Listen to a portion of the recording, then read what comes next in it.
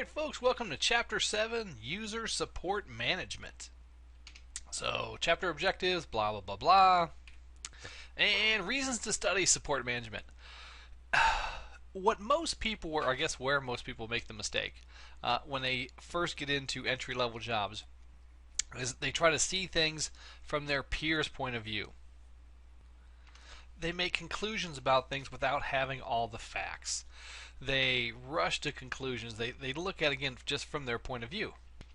So when a user calls and they're typically troublesome, and that user has called 3 or 4 times, as a help desk person, we're like, oh, I don't want to help this person. But, or let's say it's a client, why don't we just get rid of that client? Well, from a business point of view, you don't want to get rid of clients. One bad client just spreads word of mouth. And most of the time, when you're picking a service or a company to go with, things like that, we typically ask other people in our field. If you want somebody to paint your house, you ask your friends, hey, anybody know a good painter? If you want to go buy firewood, hey, does anybody know a good place to buy firewood? We go online, we look for reviews, things like that. So we want to minimize the amount of bad customers or bad experience that customers have. Anytime you get a job, you need to look at it from the owner's point of view. If this was your company, how would you act in that position? Alright, and then they talk about smaller organizations and what support specialists might have to do. Typically, in small organizations, you get more roles. At my time at the foundation, not only was I the director of IT, but as director of IT, I had appointments, medical records, transcriptions. So I had a lot of different other departments underneath me, and my role kind of like I was I guess the jack of all trades is a better word to say. I was in charge of the firewalls, the servers, the routers, negotiating phone contracts. So typically in smaller organizations, your job is a lot more diversified, as opposed to bigger organizations where you kind of get pigeonholed into a specific job.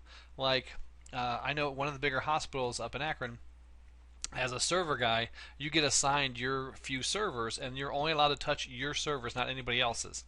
Unless you get special permission, like somebody called off and you need to do something on their stuff. So you would only focus on your 3 servers, or you would be the Cisco guy and you could only focus on your routers. There's somebody else that handles the switches, things like that. So for me, I've always preferred smaller companies because I like learning about more different things. I don't want to just do the same thing every day. But your experience may differ. Alright, management concerns. Every business has a mission statement. They have a budget that you have to follow. They have staffing and support issues. They have training that they need to plan. They have performance measures that they measure obviously your performance by. So, mission statement. This is like the overall goal of the organization, what they're trying to accomplish. And in a lot of bigger organizations, not only does the main company have a mission statement, but some of the departments have mission statements too. One place I was at, the IT department had like an acronym. It was called DRIVE, and you had to deliver the right information and value every day. And that was their mission statement. So every day they wanted to make sure that people got the information they needed to make good decisions, and they wanted to make sure they were providing value to the organization. Alright, and then budget. Obviously, we all have budgets. We can't just go out there and spend crazy amounts of money. If you've got a server and it's running, Windows 2003 server on it, why upgrade it to Windows 2008? Why upgrade it to Windows 2010? Why upgrade it to Windows 2012? Why upgrade it? Anytime that you're proposing something, you have to give the business what advantage it's going to gain by spending that money. There are many businesses out there that are still running Windows XP. They're still running, Server 2000, Server 2003, because there's no reason for them to upgrade other than security. But if you're just manufacturing tires or widgets, and everybody knows like what the widget's made out of, and you're just a manufacturing company and you have no secrets to protect, and your typical user is not online every day and stuff, and you've got a good firewall and you've got good security at your border, why spend all that money to upgrade the operating system of software that's not going to give you any real benefit? What organization is going to upgrade from Office 2003 to Office 365, where they now have to pay $8 a month for each user, when if I don't upgrade, I have it for free and I can still open any Office document that anybody needs. So a lot of things to think about in your budgeting. So factors that influence your support budget: obviously the kind of users that you support. I was with a company and they supported radiologists, and or even you can say dermatologists. Dermatologists average about 600,000 a year, and that's That's what they make. So they expect a certain level of support to maintain that, because they also generate a lot of revenue for the company. So if I'm bringing in $1 million to the company, I want the company to spend some of that to make sure that I can be as efficient as possible if I'm a dermatologist. But if I'm doing phone sales for magazines, well, how much of a budget is that department going to have? And then how the services are provided: face to face, telephone, web. What's the range of service? Is it just going to be full service, partial service? How many people are you supporting? Which means how many support workers do you have to have? What kind of facilities do you have to have? Are people going to come into your place and ask for help? If they are, you've got to have a relatively clean and good looking environment. But if you're just offering phone support, you can do that in some basement in nasty cubicles and stuff and save money. Then there's also that one-of-a-kind expense thing, like if I'm going to start a phone or a telephone support service, I have to go buy a phone system, and I have to have that the amount of phone lines coming in. All right, sources of revenue: you can get revenue from fees, subscription fees, per seat licensing, all that other stuff, training, materials. All right, your common expenses: obviously, most places your biggest expense is salaries and wages. But then when you look at the other costs that associate with that, when you make, let's say in every 2 weeks you make $900, and that's your gross. The company probably pays $1,300 because they have to pay into your benefits, they have to pay for time when you're off, they do payroll taxes, recruiting costs, marketing costs, all that stuff that kind of goes into there. So most companies don't provide that information to their employees. The foundation where I was at, every year you got like a sheet that would say, hey, here's what your gross salary was, and here's the extra that we had to pay to provide that salary to you. And it was kind of a wake-up call, when you make 80,000 and you see the company's dropping 95,000 to support you because they're paying $15,000 in payroll taxes and that kind of stuff. All right, then of course you have other expenses. You have office furniture, you have utilities, office equipment, printers, then you have maintenance on that stuff, heating and cooling, software. What kind of software are we going to use on our computers? Telephone systems, ACD, mobile devices. And then how do you staff the help desk? Well, typically we look at how many users we're supporting or how many incidents. I typically don't like to look at the number of incidents or tickets that are being generated, because if you have a crappy help desk department and people have to come call 2 or 3 times to get things resolved, it's going to generate more tickets. Where if you have a more efficient staffing or a more efficient help desk, you're going to generate less tickets because you're providing training and you're stopping repeat business. But your book uses the Erlang method, where which is just a unit of traffic in a given time period. So how much traffic are we getting in a 1 hour period, in a 5 hour period, in a 1 day period? So at any help desk, you should know what your busy time, what your busiest hour is, what your busiest day of the week is, and what your busiest month of the year, and all that stuff. And then with this Erlang calculations, you can calculate how many agents you need for peak time and how much you need for off-peak time. Again, I'm not a big fan of that. I'm more about users per agent. But again, it all depends on what those users are doing. If you have nurses at a hospital using the computer, you typically want more help desk staff, for the users. Like at a normal, let's say, manufacturing place where people are just using the PC for internet research, and email, I might want one technical staff for every 100 employees. But if I'm at a hospital where they're using it for patient records and they need instant access to this information or else they can't do their job, I may want one agent for every 50 users. So if you do a Google search, and what did I search for? Oh, I don't know, like IT help desk or IT staff per user ratio or something like that. This was a Gartner research that said 70 to 1. There was a Robert Half thing that said the actual reporter was 136 to 1, but the ideal ratio was 82 to 1. Again, you have to look at exactly what your users are doing and how much they're using their PC. So take those numbers with a grain of salt. You can't just go run into your boss and say, "Hey, we need more help desk people because the efficient average is, one for every 82, and we're at one for every 150." If your typical user is not only using the PC for, Microsoft Word and to email out, you don't really need that much more support. All right, so to recruit agents, we use a mission statement and a budget as a basis for staff planning. Do we have the budget for a new person, that kind of stuff. We need to think about what kind of skills we need, what kind of abilities, where's our weakest spot, where's our weakest point at the current help desk. If we're looking to move from Oracle to SQL databases in the future, we might need to bring in an SQL guy. All right, then once you got that all figured out, write your the description, the job description, and of course at the bottom you put in all other duties as assigned. That way you can send them to go clean the toilets.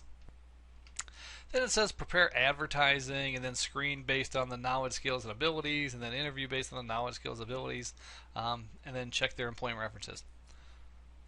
I can honestly tell you here in Northeast Ohio, I know when I was at the foundation, whenever we would put a job application for an IT help desk person, we would get 80 resumes in the first week. And probably another 30 or 40 the second week that it would run. And that was if we ran it in the paper one day on Thursday only. I also tend to stay away from Robert Half. They can be very pricey. You can obviously Robert Half makes their money from the people working. So if Robert Half pays you $15 an hour, Robert Half is going to charge the organization $25 an hour because they're going to make $10 an hour on your work. So most of the numbers and stuff that come out of Robert Half are skewed way high. Like, oh, the average IT worker has this wage. Well, yeah, in your dreams, but I digress. Really, I typically would ask around my other friends and stuff. Hey, do you guys know any IT guys looking for a job that are good? Because obviously recommendations from a friend are always good. And then in the interview, not only would I ask skill questions, but I'd also ask like personality questions. Like we had a couple questions that were kind of off the wall. The meeting room where we were at was, there was a restroom nearby. And we would tell these people coming in for interviews, hey, in an effort to save money, we've cut down the janitorial staff, and now the IT department is in charge of cleaning this bathroom here. So every day, one of the IT guys goes and cleans up this bathroom. Do you have any problems cleaning the bathroom? And if they said yes, we knew right away that there would be other jobs that this person would not want to do and would tell us no, so we didn't want to hire that guy. Now, obviously, we didn't have the guys clean the bathroom, but it was, if you're not willing to do some stuff outside of your business to get a job, then you don't really want the job. We would also ask them off-the-wall questions that we knew they did not know the answer to. And the reason we did that is we wanted to see how they would answer those questions. Your typical entry-level help desk guy has no idea how many bearer channels there are in a PRI. But when asked that question, if they start giving you some weird, crazy answer that they're making up, you know that's probably not the person that you want, because they're going to make stuff up when they don't know the answer. And that's not what you want. You want somebody who can honestly say, I don't know the answer to that question. Or, I don't know right now, but I'll go look that up. Something like that. All right, so moving on. So some typical knowledge, skills, and abilities that they're looking for. Hardware, operating system. We had one interview where we just took a PC, put it on a desk or on a bench, and then we just unplugged the NIC card. And then we would ask all the interviewees, hey, you've got 5 minutes. Look at this PC and tell me, why it can't access the internet. And most of them found the issue pretty easy. One guy found it within 3 seconds because the little computer at the bottom, had the red flag, so he knew where to look. Um, but we had one woman that came in from the University of Akron with a bachelor's degree, and after 5 minutes, she had screwed the computer up so bad it wouldn't even boot. I mean, she got in the registry and started doing weird stuff. She never checked the cable. It was bad. So you're going to get all kinds of people, like, just because somebody has a degree or a 4-year degree or blah, blah, blah, doesn't mean crap. You need to test them. Have some kind of method that you can, demonstrate skills. So what we would typically do is we would have people come in, and then we would do like the verbal kind of interview. And we would interview, 15 or less candidates. And then we would get it down to 3 that we really liked. And then we'd have those 3 come back in for a second interview, and we would give them advance notice. Hey, there's going to be some simulations that you need to do because we needed to verify your skills. And then we'd set up a task and we would have them do it. Either the PC with the network cable unplugged, or a PC where we just make a change. You might pop out a RAM chip or something like that. If it's a printer, hey, here's a printer. Show me the proper way to clean this printer. Things like that. So you definitely also want to check their references. I went to one company and I got hired as the network administrator. And there was a guy above me and he was the director of IT. And he had been there for like 2 months and then told them that he needed somebody new to help him, so then he hired me and I became the network admin. In my first week, I realized this guy didn't know a thing about IT. He claimed he had 2 bachelor's degrees and he had a bunch of certifications. The business never checked him out. So after like the 3rd day, my very first day there, probably within my first hour, he asked me how to spell administrator because he was trying to get access to some device. And for a network person or any IT person to not know how to spell administrator because you're logging in as administrator on all kinds of stuff, that's always a big red flag. But anyway, after 3 days, I called Microsoft, a bunch of other companies. Nobody had ever heard of him. I called the colleges where he was at. Nobody had ever heard of him.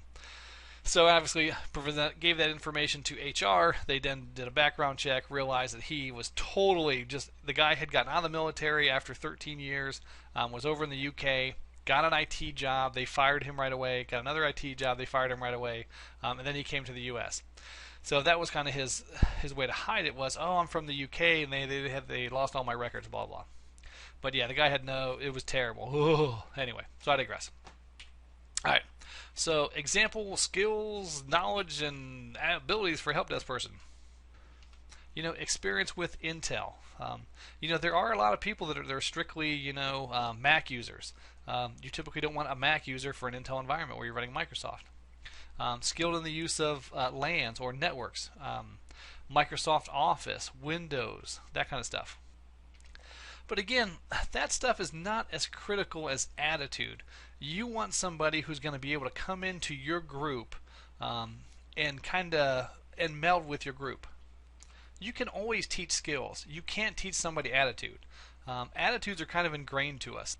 How many times have you run into that person who you knew was wrong, they knew they were wrong, but they refused to admit that they were ever wrong? That's not the person you want for your organization. All right, categories of interview questions, knowledge and skills questions, directed questions, non-directed, behavioral, scenario, stress tolerance assessment. I don't know about that. You can't really test somebody's stress level by asking questions or in an interview. That's really done at the job. And what you need to do is you need to call, like, somebody gives me some references, so I'll call that business. And then I might ask, were there ever, any events where you doubted his performance? Was there ever times when he was stressed out? If you can get a hold of other people that work there, like if somebody would apply to my help desk and they had on their resume, hey, I worked at Altman, I was a help desk guy there. Not only would I call the HR department at Altman to verify them, but I would call the Altman help desk guy and I'd say, hey, dude, one help desk guy to another, what's the deal on this guy? And there's a lot of that goes on that people don't realize. And because it's on the phone and it's verbal and it's not written, there's no way to prove that stuff is happening. So make sure whenever you leave an organization that you don't burn the bridge down. because you don't want some other help desk manager, talking to his friend telling him that you suck, especially when you don't and he's just mad at you because you left him hanging. All right, employee or employment interview skill or tools. Wow, gonna be a rough day. So they talk about these tests, and there's a lot of them different out there. There's personality tests, there's problem-solving ability, things like that. In an interview, unless you're doing a simulation on a PC where you hand them a PC and say fix this, or something like that, I don't know how much you can really use the other stuff. All right, then they talk about behavioral questions. Ask them how to describe the actions that he or she took in a specific situation.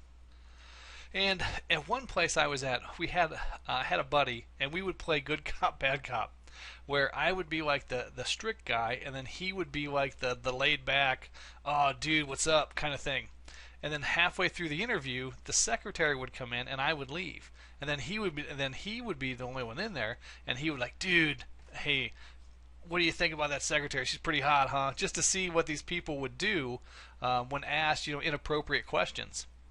And it was kind of funny, but because one guy just, as soon as I left and the other dude was there, he just like let everything go and just like, dude, I'd so hit that, and it was just crazy. And he started talking about drinking and doing drugs. It was crazy.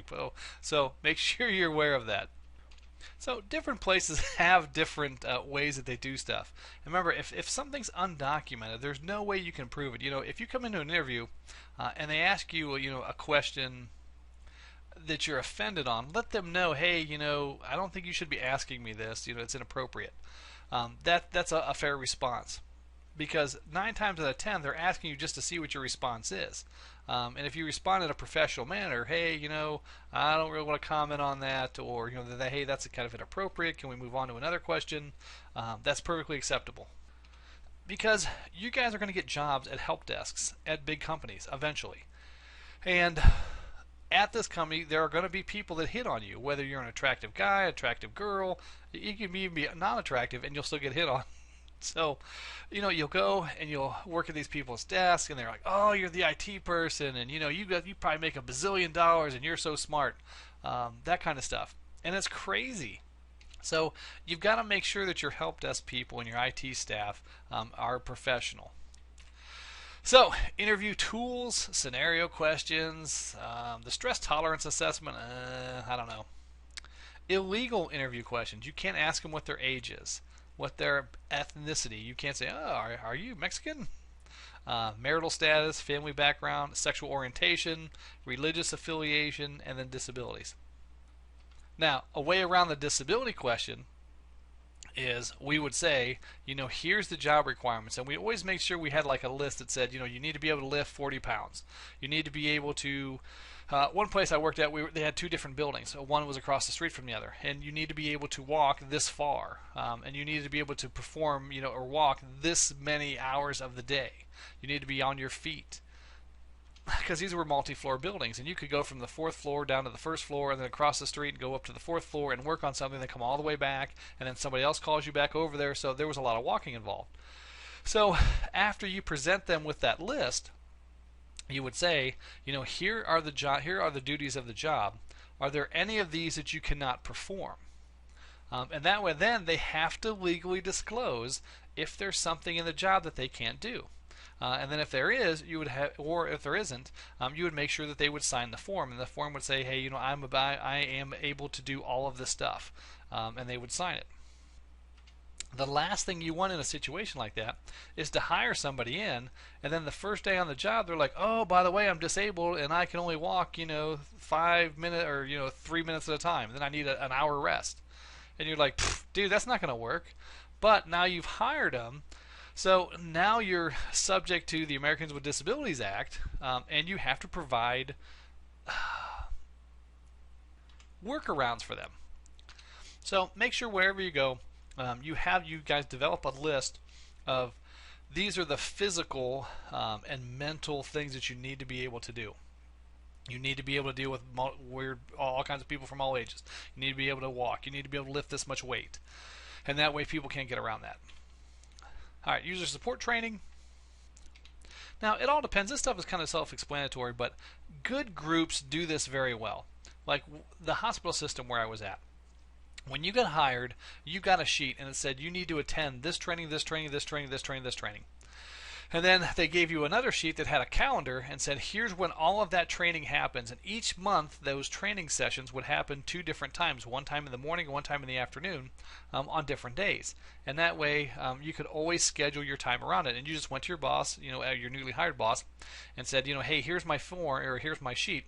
When am I free to go to these different trainings? And you would get all the training you needed on the company policies, the software the company uses, internet usage, all that different stuff. How to use the phones, how to use your email, things like that. So by the end of your first 30 days, or your first full month, you had a good idea, you had good training, and you knew what you were supposed to do. Now, most of the time it's not job-specific skill, it's more general orientation to the company and the way they do things, but that was good. If you don't have any training at a company, how do they expect you to be able to do all this stuff? I don't know anybody who gets hired in from college or from another job that is expected to walk into any organization and know all of their stuff right away. There's just no way. Alright, so ongoing help desk training. And again, when you guys are out there and you're looking for jobs and you're in interviews with companies, you want to ask them about, do they pay for training? Will they cover the cost of your certification exams if you pass them? The majority of companies, if you take a certification exam, which can typically be for anywhere from $100 to $300 depending on which one you're taking, that stuff adds up. If you want to get your MCSE, it used to be 7 exams and each exam was $125. Well, that's almost a $900 investment. So if the company will reimburse you for that as you're going through that, that would be great. Now, you don't expect the company to pay when you fail an exam.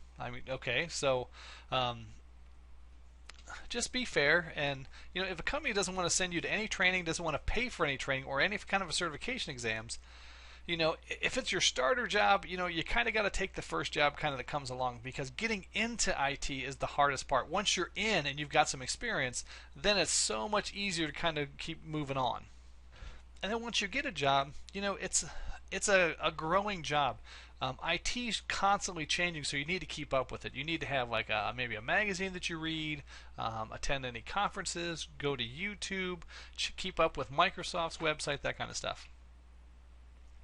All right, your appraisal. Your review should be based on the mission statement, your job description, all that stuff kind of comes into play. And when it does, you need to look at it, or when you go into your evaluation, you need to be saying concrete things that you can prove. You can't just walk in and say, oh, I closed more tickets than Billy, and Billy, by the way, is a scrub, and everybody likes me here. You need to be saying things like, I increased performance by 50%, and here's the proof. I closed more tickets than anybody else, and I set a record for closed tickets, and that kind of stuff. All right, so how do we measure performance? Now, I guess I'm not happy with average wait time, because, again, depending on where you're at and what's going on in your organization, your wait time might be longer than my wait time, but I might be a suckier person than you. So I don't know if I favor wait time. I'm more in favor of, incidents resolved. How many tickets did you close successfully? And by successfully, were there any repeat customers? So how many of your tickets, had to be reopened? That kind of thing. If I close 75 tickets on average a week and you only close 60, but out of my 75, 30% are reopened, then I know that guy that's closing 75 tickets is doing them as fast as he can and not paying attention, and the user's mad, and we're losing productivity in the company. So, and also make sure you're tracking the performance. What's my busiest hour of the day? What's my busiest day of the week? What's my busiest month of the year? And look at those trends and see, how they change. If my busiest day used to be 75 tickets and now my busiest day is, 125 tickets, that might justify the need for more support services. All right, user satisfaction surveys. Some companies do a lot of this where they'll follow, especially if you're working with customers. You'll want to do follow-up phone calls or questionnaires or email-based kind of stuff like that.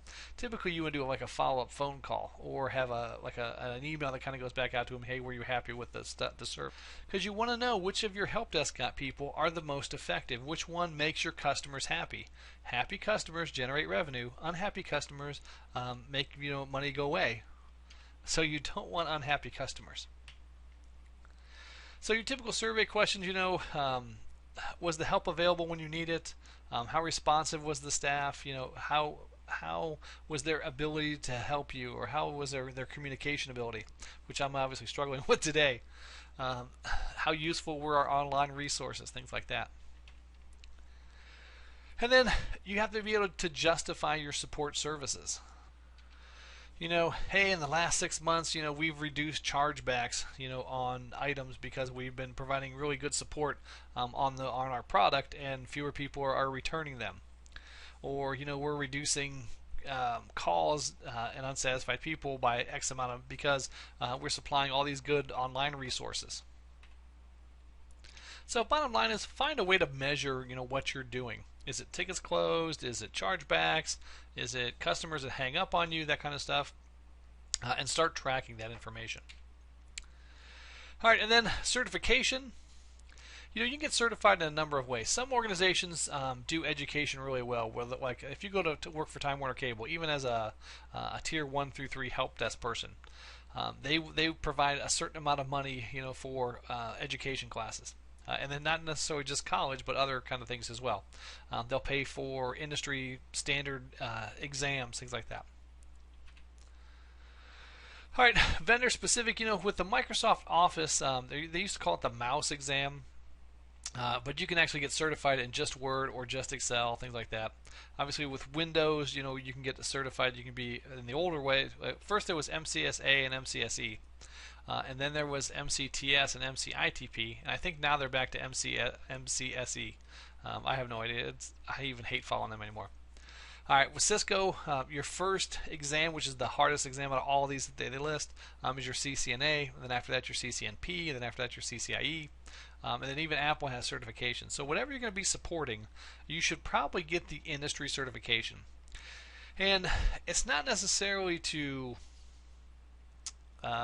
help you get a job, but really that's where it kind of comes into play. My first IT job I got based on my certifications because it was me and another guy. They liked us both. He had no certifications and I had 2. So they liked me. So they were like, okay. And the only reason we're going to pick you over this guy, and they made it clear to me, was I had these certifications. So that's one reason. The second reason is, when you're studying for certifications, you learn a lot more just about how things work. And once you know how something works, you kind of have power over it. And once I know how the telephone system works, I know how to troubleshoot it better. Once I know how a PC works, I know how to troubleshoot it better and more effectively and more efficiently. All right, so the industry standard, I'm not a big fan of the CompTIAs anymore. I was years ago, but now you have to certify every 3 years, so they make some more money. And their exams don't really focus on real, actual stuff. Like, give you an example. Their Security Plus exam will ask you a question about which fire extinguisher to put out an electrical fire. Well, how is that involved in security? I mean, that's more, I don't know, accident prevention or something like that. And once a PC catches on fire, it doesn't matter which extinguisher I'm going to use, that PC's dead. And then like the A+, they'll ask you questions like, what's the memory address for COM port 2? That was on my A+ exam, and I still would never forget that to this day, because even now, like almost 20 years later, I have never, ever needed to know the memory address for COM port 2. So a lot of these tests aren't really realistic, but from an industry standpoint, they will help you to move up faster. All right, there are other help desk certifications out there.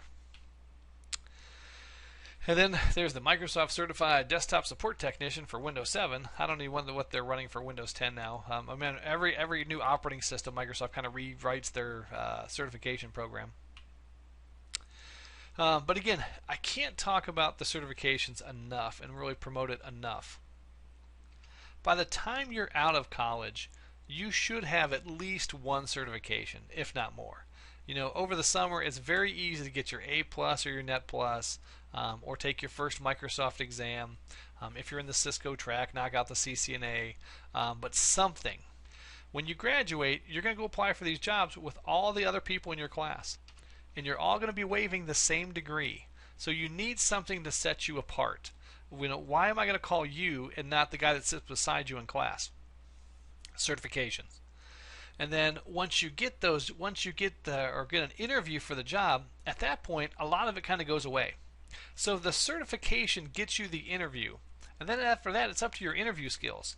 So most of you guys probably have never been down to the career services place. In the S building, over there where the cafeteria is, in the corner by the ATM machine, there's career services. It's the very corner door, and you can just walk in and say blah blah blah. And they do like mock interviews where somebody from Timken or Diebold or some big organization will come in, and they will interview you for 5 minutes, and then they'll tell you what they thought you did good or what they thought you did bad in the interview. They have a list of like the top 50 questions that people ask you in interviews, so that you can read through that and kind of prepare for these harder questions. They also do, they'll have you come in your business outfit, and they'll have you sit down and they'll ask you interview questions and they'll videotape you. And then you can kind of see what your reaction is to questions and how you act in an interview. And that can actually go, or you can get a lot of mileage out of that. Because you can actually see if you have any bad habits, if you're picking your nose, whatever you're doing. You'd be surprised how many times in interviews people say actually, just as I'm recording, I'm like you get the idea. So imagine how much worse I would be in an interview. So you want to focus on that, but you're never going to know that stuff unless you go to career services and work on it. So certifications and degrees get you the interview. Your interview skills get you the job. Don't forget that. Alright, a certification job requirement? Typically, no. Again, more certification stuff. Yay! Certification exam process, blah. Really, acquire the knowledge, evaluate your skills, take an exam, retake the parts of the exam you didn't pass. They don't want you to retake parts of the exam you did not pass. If you fail the exam, you have to retake the exam. I don't know who wrote this book or made these slides, but they need to quit smoking whatever they're smoking. Alright, as far as certification prep goes, it all depends on what you're using. Like when I'm working through my Cisco stuff, I have my CCNP, which is the second level. Actually, it's the highest level without getting into the internet, and the highest level with that is the CCIE. But the CCIE is really an internet worker, and now he focuses on a protocol called BGP that only Time Warner Cable and internet service providers work. So for me, there's really no reason to get my CCIE because I don't really plan on going to work for the internet or Time Warner Cable in that capacity. So CCNP is your big, the guys are actually installing systems for help or for hospital systems, things like that.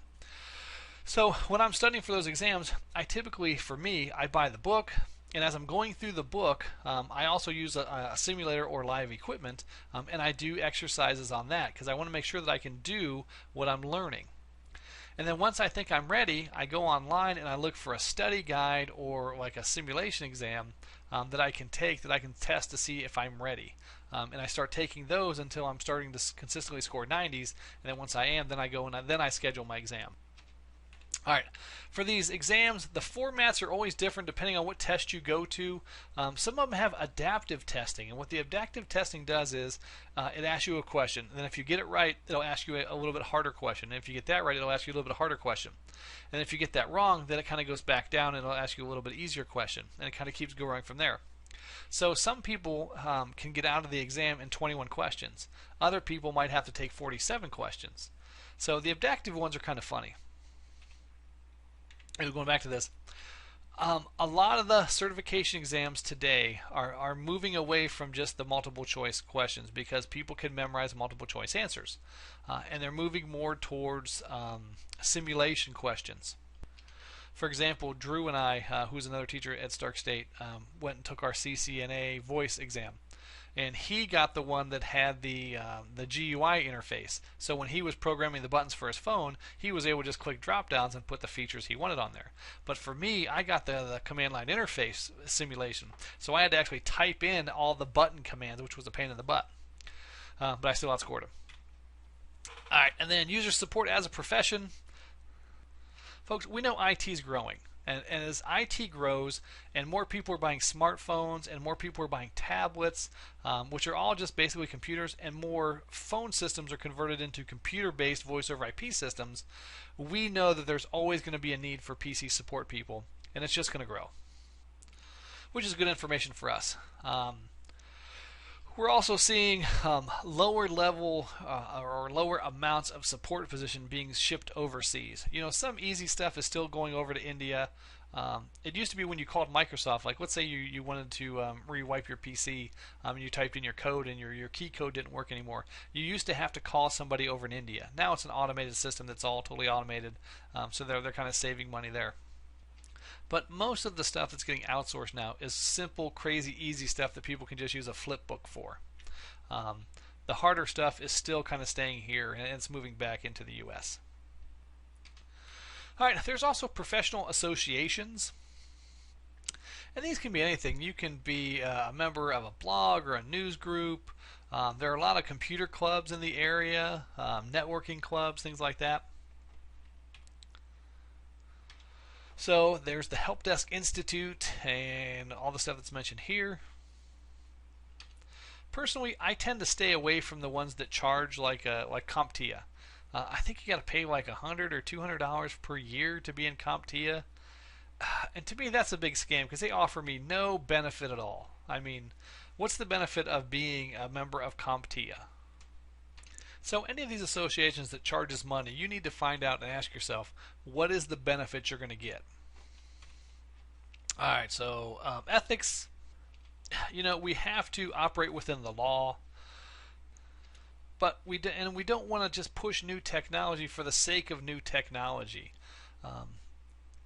What we need to ask ourselves, anytime somebody wants something or something comes up, oh, we need new servers. Well, why do we need new servers? What's wrong with the old servers? And then kind of go from there. Why do we need tablets? What benefit are we getting from tablets? Oh, well, everybody will be able to walk around and type stuff in. Well, do people need that? I mean, what benefit does that provide the company? How is that going to make us more productive? So you can kind of read these things. A big one is respecting intellectual property and copyrights for end users. When a coder develops software and makes money on it, that's business. But the last thing we want to do is be stealing that software. You don't want to be stealing software from work and giving it to your friends. You don't want to be stealing electronics from work and giving it to your friends or selling it on eBay. Also, as IT people, you're now in charge of all the information the company has. An IT person can typically access HR records, and they can access finance records and all the different stuff that your company has. We need to make sure that we keep that information private. If I work for a company that's paying me and I'm happy there and I make a good salary and I like my job, and I start sharing user information with others, and then the company gets sued, and then they lose money and they have to downsize, am I doing myself a favor? There was a hospital system where some famous guy went in for some kind of surgery or something, and his blood test reported he had AIDS. And one of the IT people leaked that information to the press for some money. He got like $50,000. But then the famous guy that happened to sued the hospital. They tracked down who it was, and then that guy was fired. And what other IT place is ever going to hire that guy? So for $50,000, he sold out his entire future. He now has to change jobs and probably ask if you want fries with that. So for me, $50,000 is not enough to get me to do that. All right, so that pretty much wraps up the chapter. This week in Angel, you've got the discussion, and the discussion's on, wait for it, is it ethical for a company that operates a telephone help desk to monitor its agents, to record calls, things like that. So make sure you post, make sure you respond to somebody else's post. Then you have another on the web, and then you have your quiz. So again, if you guys have any questions, make sure you drop me an email. Other than that, have a great week.